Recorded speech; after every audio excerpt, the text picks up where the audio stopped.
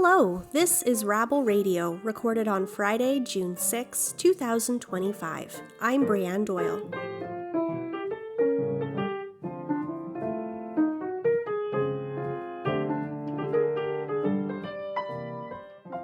Rabble.ca shares with you the news of the day through a progressive lens. If you're curious about what's happening in Canadian politics, labor, the environment, and beyond, you've come to the right place. This is news for the rest of us. Thanks for tuning in.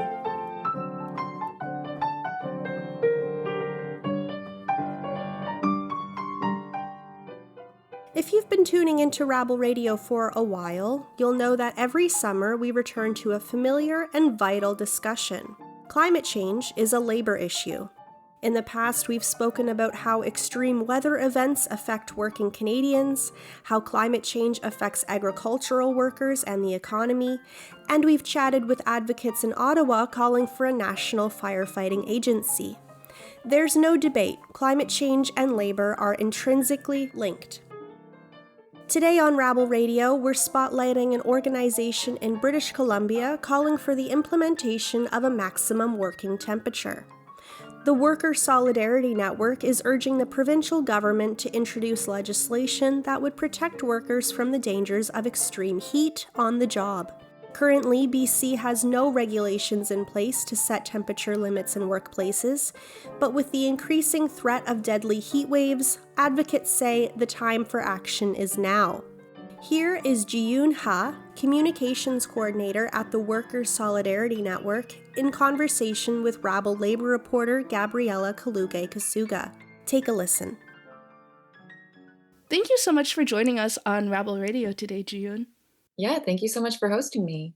Could you introduce yourself and the Workers' Solidarity Network? Yeah, so my name is Jiyoon Ha. I'm the communications coordinator at the Worker Solidarity Network. And the Worker Solidarity Network, or WSN for short, is a small BC-based nonprofit that helps precarious and non-unionized workers. And we do so through three pillars of our work, which is through Know Your Rights education, our legal advocacy program, in which we help workers through the Employment Standards Branch complaints process, and also campaigning for long-term change. And this campaign, this Too Hot to Work campaign, is an example of us advocating for long-term change. Yeah, so let's get into that Too Hot to Work campaign a little bit more.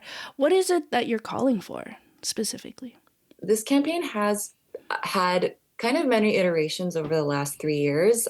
So we first called for a myriad of different Too Hot to Work policies, but we've kind of focused it this year to having a maximum working temperature. Nice, interesting. And so what brought you guys, can you tell me about some of the other calls, I guess, that were out there, and what brought you to bringing it into this focus? Yeah, originally our call did include maximum working temperature. It also included things like climate paid leave and free or affordable public transit for workers to safely get to work, and open work permits and minimum wage increases, 15 paid sick days, and improving access to unionization for precarious workers. And these are all causes that we still firmly believe in, but we think that the most pertinent and urgent call is to call for a maximum working temperature. Yeah, I'd love to hear more of that. What is it that you're hoping to see to implement that long-term change? To implement a maximum working temperature, we would want to ensure that vulnerable at-risk communities, including migrant workers and workers with disabilities, are adequately protected during extreme heat, because they often face different challenges than your typical worker when it comes to working in the heat. We also want to see that health and safety procedures, including access to hydration, shade, and cooling during above average heat temperatures, are implemented. We want to see additional breaks for redress during extreme heat and heat domes, particularly for at-risk workers, including outdoor workers, workers engaged in strenuous work, workers on 12-hour shifts, and workers required to wear heavy clothing or gear. We also want to see access to PPE, so personal protective equipment, and thermometers to assist workers in staying safe and assessing heat conditions at work sites. And we want to see the inclusion of a robust enforcement policy. So it's one thing to have these heat assessment practices or policies, but it's another thing to make sure they're actually being practiced or enforced by employers. So we want to mandate the conduction of 1,000 workplace inspections relating to heat exposure. And we've actually received a lot of complaints that came in during the 2021 heat dome. So maybe starting with those work sites. Yeah, that makes a lot of sense. And there's a lot of interesting points that you kind of come into. Like a lot goes into implementing specifically this like maximum temperature call that you guys have. I'm curious also, you talked a bit about some of the other calls that have existed through this campaign in the past. What led you guys to decide that, this specific one is the urgent one to kind of put your force behind in this moment? I think that these, like a maximum working temperature, is kind of at the forefront of what workers experience on the daily and have experienced for the last few years. All of these demands were derived from a focus group that we had in 2022, I believe, and that's included in our climate and labor report that's on our website called Can't Stand the Heat, Get Out of the Kitchen, in which our climate and labor project coordinator, Jen Kostachuk, who's actually not with the WSN team anymore, but she conducted these focus groups, and these demands came from what these workers reported on having experienced during the 2021 heat dome. Can you tell me a bit more about that? You mentioned also like getting some reports during the 2022 like heat dome and all these things. So what is it that you've been hearing, and what were kind of some of the stories that galvanized you to be like, this is urgent? A lot of workers reported that, they fainted on the job. It was normalized for them to go into the walk-in freezer to cool off. They were expected to show up when wildfire smoke was happening and they had their jobs required to work on an outdoor patio.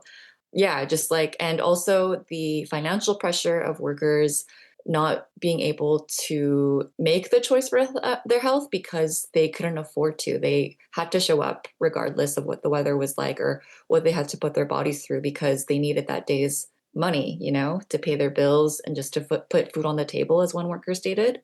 Yeah, and that's a really good point you make there. Is a lot of workers are being pushed into this position where they have to choose between like health and a paycheck. So how do you hope to kind of, fight for both of those things, health and a paycheck, through this campaign?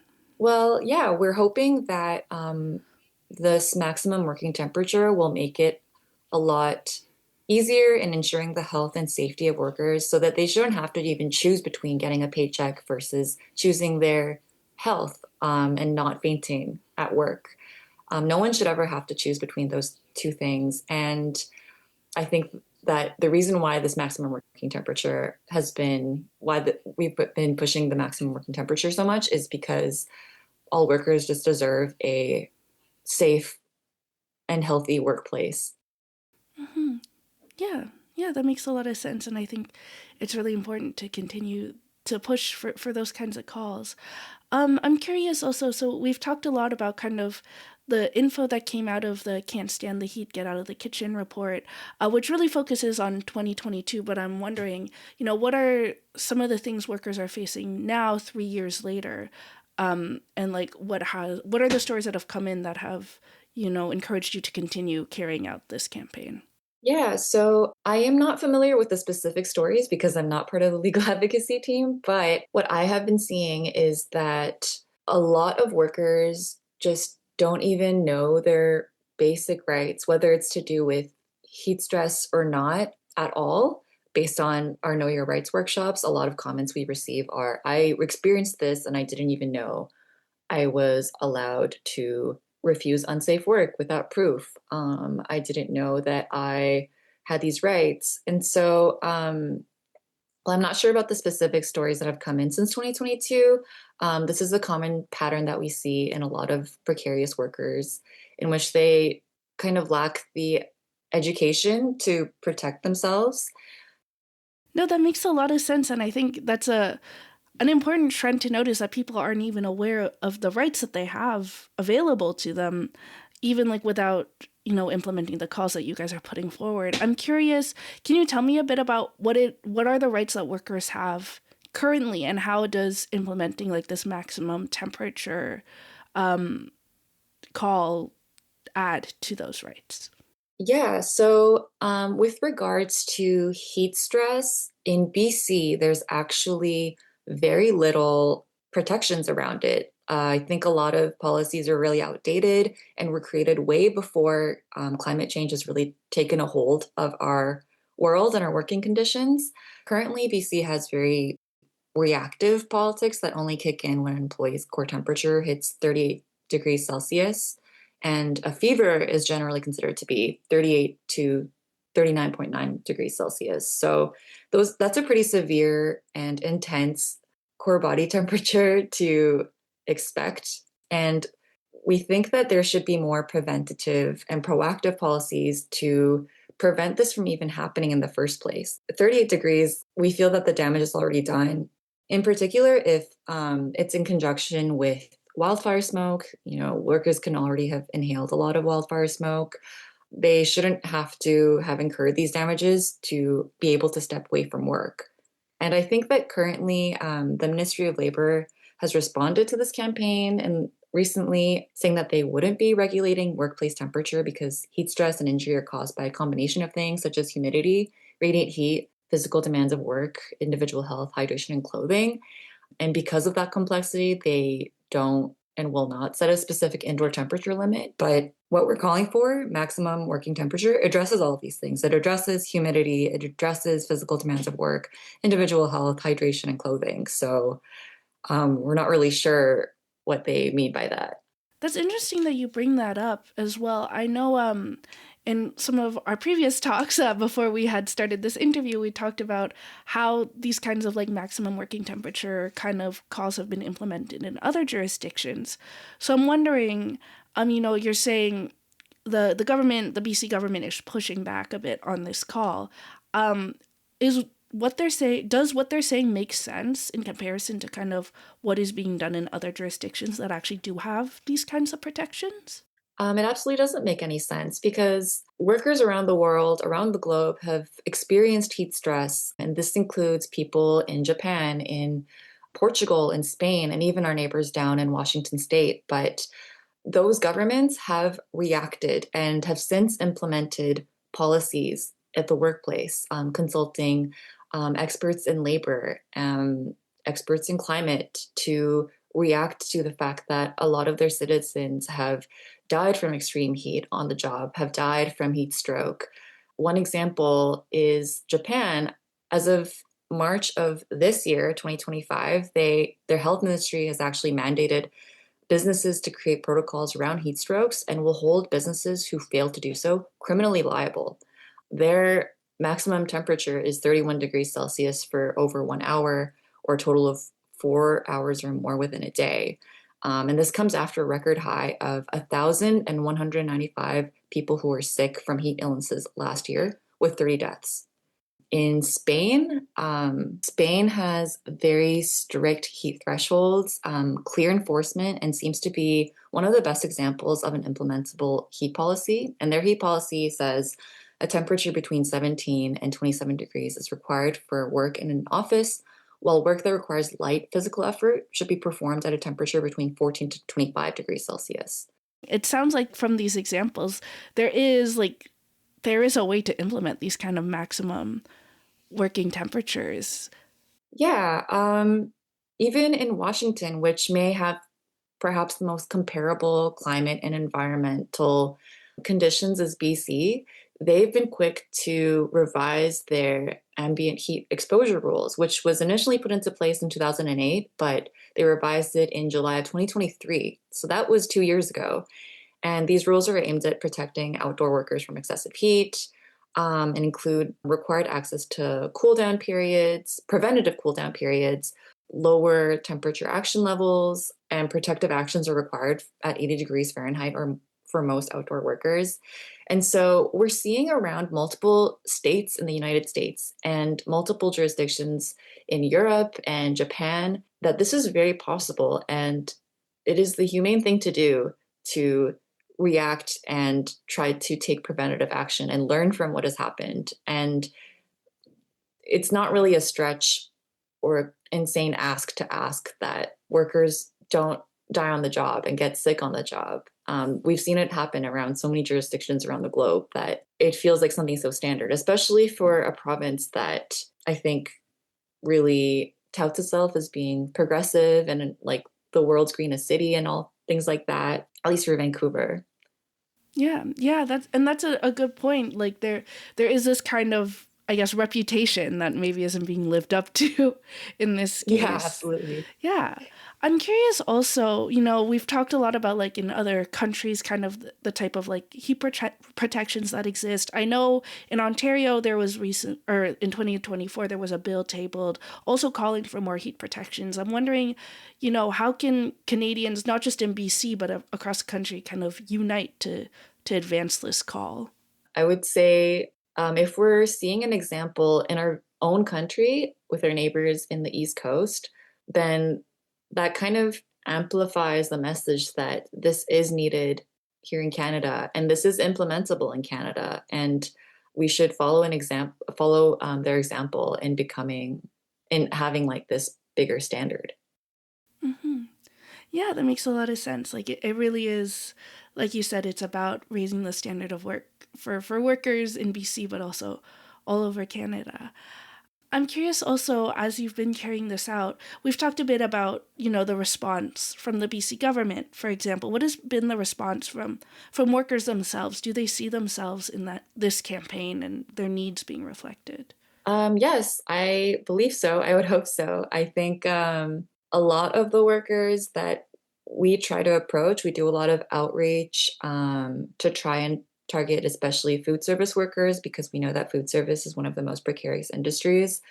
Some food service workers report that they do have air conditioning, but a lot of outdoor workers that I think are slightly harder for us to access, such as construction workers, agricultural workers.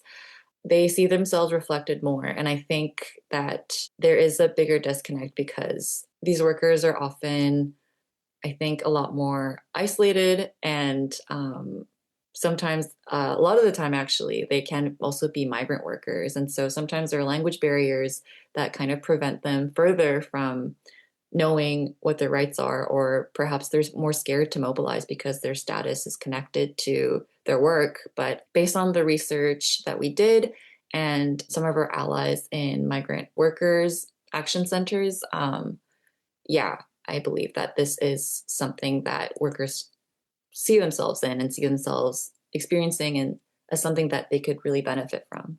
Yeah, for sure. It sounds like, there's a really strong basis for putting forward these calls and continuing to fight this fight. Well, we're about to head into summer, and you've mentioned there has been some pushback from the government. So what's next to ensure that this campaign continues to move forward and that workers' rights are respected, especially as we get into the warmer months? I'm so glad you asked.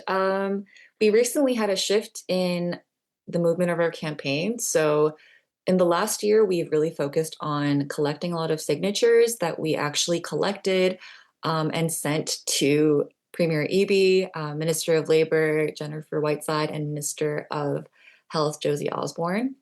So, we have already shown them that I believe like over 1,000 letters were sent to them. So we've shown them that workers are calling for this change. And while they may stay kind of mum about this, we're moving our campaign to the next stage where we are going to be taking more direct actions. An example of this was the rally that we held 2 Fridays ago in front of David Eby's office. We had a giant scroll that actually had a list of all of the petition signers, and it was a long scroll. I think we're focused more on mobilizing our membership to educate their own communities about this campaign, about their rights.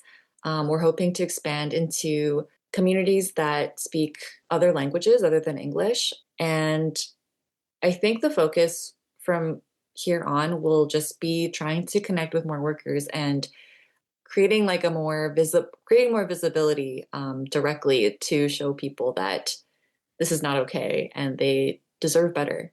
Yeah, for sure. And what can supporters who are listening to this right now, whether they're in BC or in other provinces, what can they do to support these calls and to support this campaign? I think that it would be powerful for them to write letters or call on either ministers and politicians in BC for for heat protections, or even calling on their own like local MLAs in their provinces, so that we can create this Canada-wide movement where we see these heat protections like kind of following suit with Ontario, that this is something that Canadians do need. And yeah, and I think if in for people in Vancouver who are or in Victoria who are perhaps closer to our events and actions, coming out to these actions and just learning more about what their own rights are and talking to their communities about what they can do to protect themselves as well. Okay, perfect. Well, thank you so much for joining us on Rabble Radio today. Thank you so much for having me today.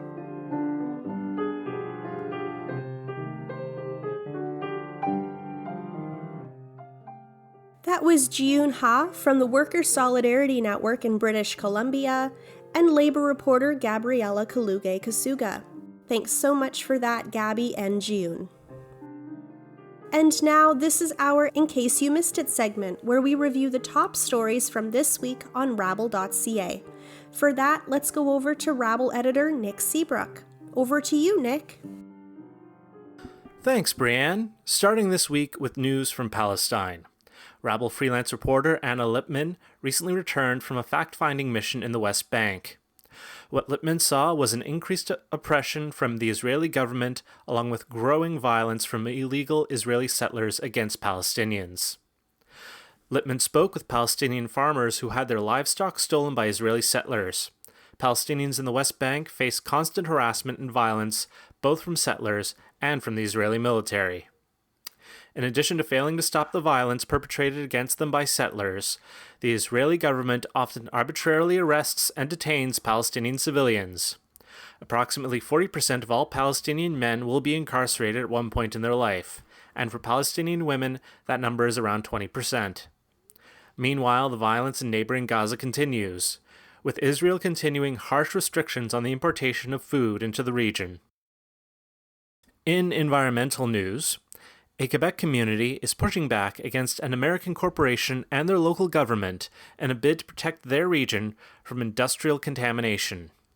Stablex, a US-based waste disposal company, is seeking to expand one of its dumping sites in Blainville, Quebec, into a nearby wetland. Protesters fear that not only would an important environmental area supporting biodiversity be destroyed, but that the site could pose a potential health hazard for people living in the area. Environmental groups opposing Stablex claim that most of the waste that they process is not produced locally, but is imported, with at least a third coming from the US, according to their estimates. They also say that testing done on water around the facility shows elevated levels of cadmium, a cancer-causing mineral. Stablex disputes both of these claims. Staying with environmental news, a new report shows that Ontario is falling behind in its commitments to preserve biodiversity.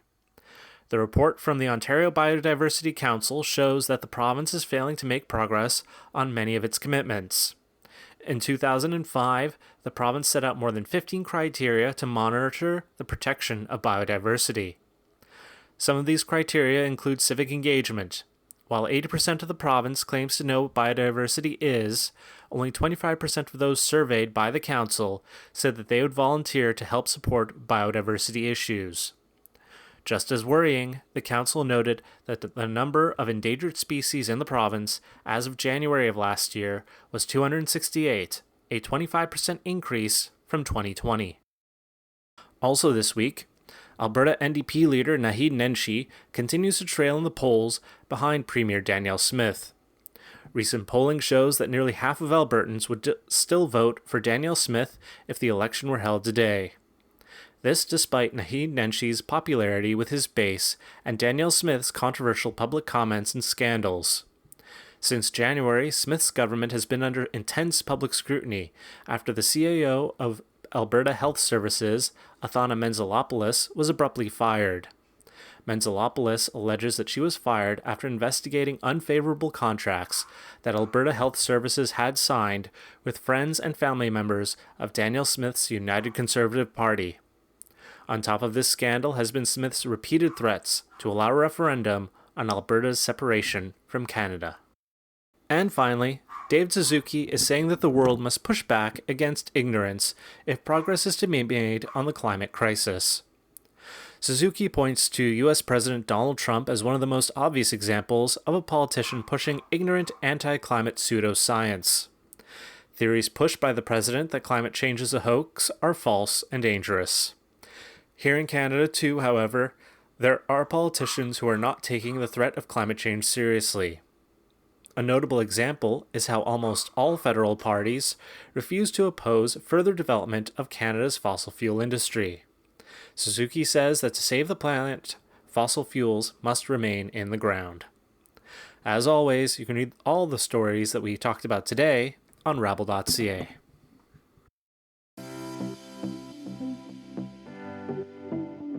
This April, rabble.ca proudly celebrated 24 years of delivering news for the rest of us. While we are heartened by the progress we've made, independent journalism like ours still relies on the steadfast support of listeners like you. That's why our annual summer fundraising campaign remains a vital part of sustaining our work. We've set a summer fundraising goal of $10,000. These funds will directly support the editors, contributors, and reporters who bring you independent journalism that informs, inspires, and holds power to account. Whether it's $1, $10, or $1,000, your support makes a difference. Support Rabble during our summer fundraiser with a one-time or monthly donation. It's never too late to become a rabble-rouser.